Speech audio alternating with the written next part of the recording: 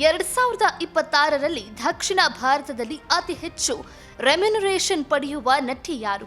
ನಯನತಾರಾ, ಸಮಂತಾ, ತ್ರಿಷಾ ಅವರನ್ನು ಹಿಂದಿಕ್ಕಿ ಹೊಸ ನಟಿಯರೊಬ್ಬರು ಮುಂಚೂಣಿಗೆ ಬಂದಿದ್ದಾರೆ. ಹೌದು, ಹಾಗಾದ್ರೆ ಆ ನಟಿ ಯಾರು? ದಕ್ಷಿಣ ಭಾರತದ ಸಿನಿಮಾ ರಂಗದಲ್ಲಿ ಅತಿ ಹೆಚ್ಚು ಸಂಭಾವನೆ ಪಡೆಯುವರ ನಟಿಯರ ಲಿಸ್ಟ್ನಲ್ಲಿ ಈ ನಟಿ ಸ್ವತಃ ಮುಂಚೂಣಿಯಲ್ಲಿದ್ದಾರೆ. ನಯನತಾರಾ ಬಹಳ ಕಾಲದಿಂದ ಮುಂಚೂಣಿಯಲ್ಲಿದ್ರು.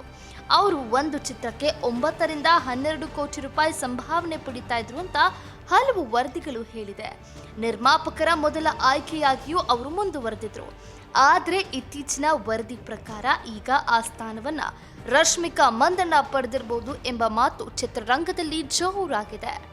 ಕಾಕ್ಟೇಲ್ 2 ಚಿತ್ರಕ್ಕಾಗಿ ಅವರು 15 ಕೋಟಿ ರೂಪಾಯಿ ಸಂಭಾವನೆ ಪಡೆದಿದ್ದಾರೆ ಎನ್ನಲಾಗ್ತಿದ್ದು, ಈ ಸುದ್ದಿ ಸಿನಿಮಾ ವಲಯದಲ್ಲಿ ದೊಡ್ಡ ಚರ್ಚೆಗೆ ಕಾರಣ ಆಗ್ತಾ ಇದೆ. ಆದರೆ ಈ ಮೊತ್ತದ ಬಗ್ಗೆ ನಟಿಯಾಗಲಿ ಅಥವಾ ನಿರ್ಮಾಣ ಸಂಸ್ಥೆಯಾಗಲಿ ಅಧಿಕೃತವಾಗಿ ಖಚಿತಪಡಿಸಿಲ್ಲ. ಪುಷ್ಪ, ಆನಿಮಲ್ ಮತ್ತು ಇತರ ಹಿಟ್ ಚಿತ್ರಗಳ ನಂತರ ರಶ್ಮಿಕಾ ಅವರ ಖ್ಯಾತಿ ದೇಶಾದ್ಯಂತ ಹೆಚ್ಚಾಗಿದೆ. ಆರಂಭದಲ್ಲೇ ಕೆಲವೇ ಕೋಟಿಗಳಲ್ಲಿದ್ದ ಅವರ ಸಂಭಾವನೆ ಇಂದು ಡಬಲ್ ಡಿಜಿಟ್ ಕೋಟಿಗಳನ್ನ ತಲುಪಿದೆ ಅಂತ ವರದಿಗಳು ಹೇಳ್ತಿದೆ. ಇದು ಅವರ ಅಭಿಮಾನಿ ಬಳಗ ಮತ್ತು ಪ್ಯಾನ್ ಇಂಡಿಯಾ ಮಟ್ಟದಲ್ಲಿ ಸಿಕ್ಕಿರುವ ಸ್ವಾಗತವನ್ನ ತೋರಿಸ್ತಾ ಇದೆ.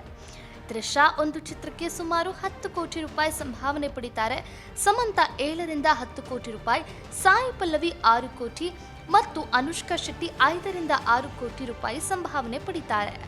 ಇಂದಿನ ಚಿತ್ರರಂಗದಲ್ಲಿ ನಟಿಯರು ಕೇವಲ ನಾಯಕಿಯಾಗಿ ಉಳಿದಿಲ್ಲ, ಬದಲಾಗಿ ಸಿನಿಮಾಗಳ ಕಮರ್ಷಿಯಲ್ ಯಶಸ್ಸನ್ನ ನಿರ್ಧರಿಸುವ ಶಕ್ತಿಯಾಗಿ ಬದಲಾಗಿದ್ದಾರೆ.